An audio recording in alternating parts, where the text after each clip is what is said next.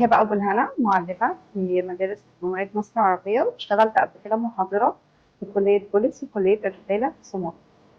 كنت محتاجة إن أنا أطور من نفسي في مواجهة الآخرين، في تعليم الناس بطريقة إبداعية واحترافية أكتر.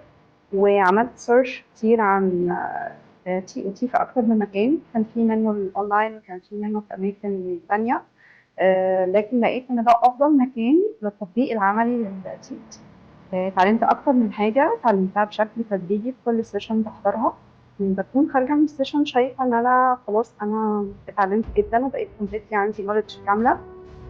باجي في السيشن اللي بعدها بيحصل لي ايه النولج اللي أنا وصلت لها، وبتعلم بشكل تدريجي بداية من المعرفة لحد الإبداع.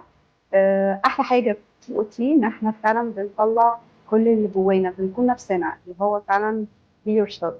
هيخليني أعلم اللي أنا بعلمهم بطريقة أكتر إبداعية واحترافية. طريقة إن أنا ممكن أسمعهم أكتر، أخليهم يشاركوا أكتر، مش مجرد إن أنا أوصل معلومة فقط.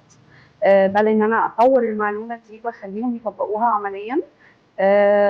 هطلع كمان إن أنا ممكن أفكر إزاي أطبق ده مع الأولاد، إن هم يكونوا مبدعين ويختاروا إيه اللي هم عايزينه في حياتهم. لازم يكونوا أصحاب قرار.